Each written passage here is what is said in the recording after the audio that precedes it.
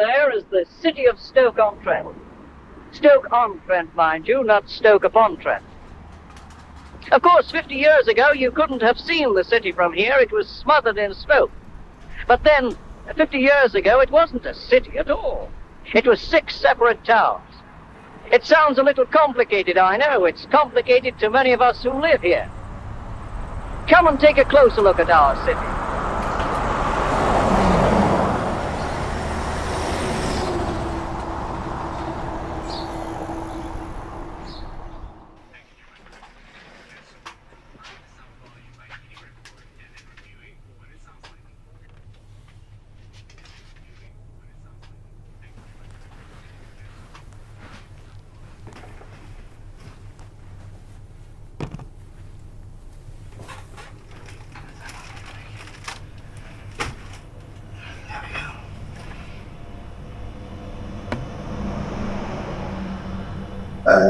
We even had one person who came in and the question we asked straight away was, if we don't see a ghost, do we get a refund? So yeah, I think that's the most thing that gets to us, is people come in and expect miracles. And if I could say to anybody, yeah, come on a Saturday night at 10 o'clock, it's going to be great, it'll all kick off, you would have to question then, why does he know this is going to be kicking off at 10 o'clock on a Saturday night? It doesn't work like that. Activity can happen at any point. Yeah, when we're investigating, we can call for things to happen. We do calling out, we do certain experiments. It doesn't mean that you're going to get that, unfortunately. It's just on the day or the evening, if you're lucky enough.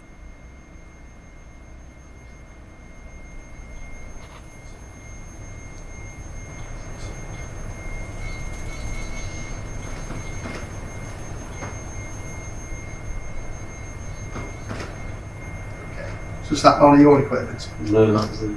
Okay, so it's not mine either.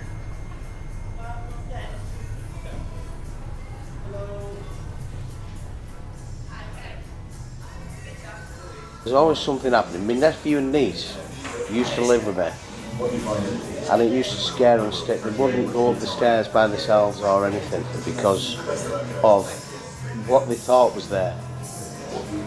And I've had the odd premonition myself that something is not quite. I mean, I live in the same house. I ended up buying my parents' house, and my dad died in that house. And I sometimes think, is he there just keeping an eye on me?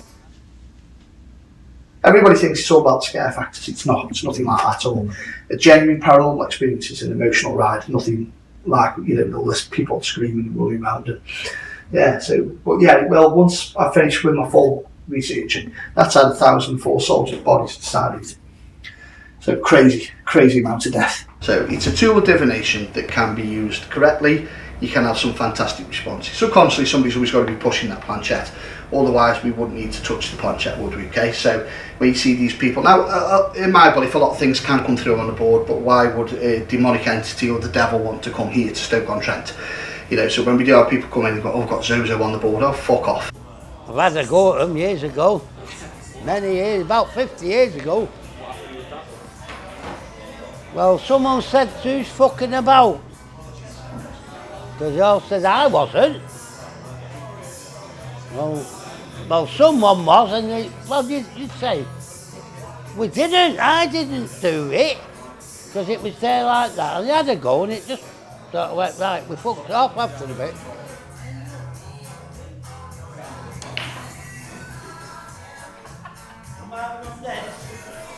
She was known then. I went out for a cig on the steps, and she said, this woman asked me something. So I said, yeah, just round the corner there. So as I turned back, and I said, hang on a minute, and she disappeared. And that's my, well, I know I did. If somebody touches the head of the clown around here, it lights his eyes up too, so it's a great piece of equipment to use. You have to be careful what we say with some of this stuff, okay, because some of this stuff, the shit would hit the fan massively. So the churches hate it with a passion as well, and we've got sort of the darker items that come in as well. So, because we do have a chapel, and I am actually ordained, believe it or not, we have weddings in there and all sorts of mad shit. People have this stuff and you fuck around with it, okay? And that's what you don't want to be doing. It's not a game at the end. Whatever your beliefs are at the end of the day, at some point this will come back and bite you on the arse. And that was owned by a young couple. They came here for a tour, and they loved the idea of collecting haunted items and artifacts, and he was like, oh, I love this shit and this shit and that shit, and like, if you call my stuff shit once more, I'm going to break your fucking back.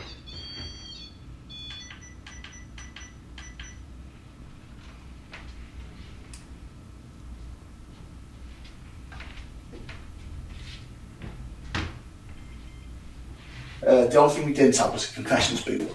So the confessions booths didn't come till about a year after we'd opened. So we put the booths up, and it was literally the night that I built the booths up.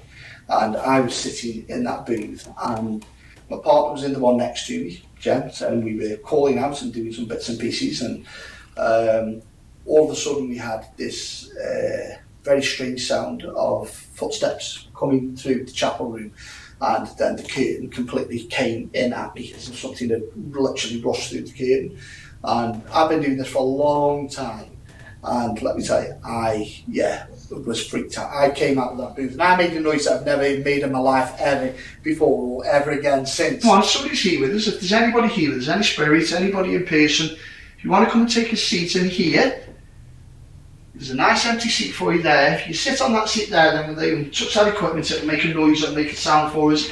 It'll let us know that your energy is here with us. If you could do that, it would be amazing. We don't mean you any harm, no disrespect, quite safe. You want to come forward, try and take a seat on that chair for me.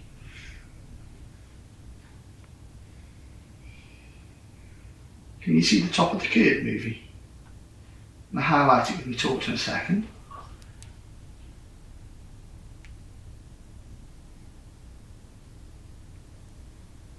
There. Can you get that from your camera angle there?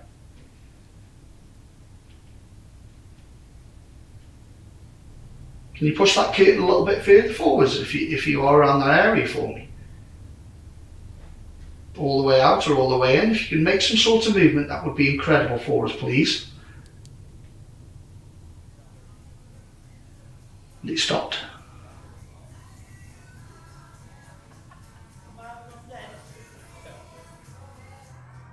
It could be my dad.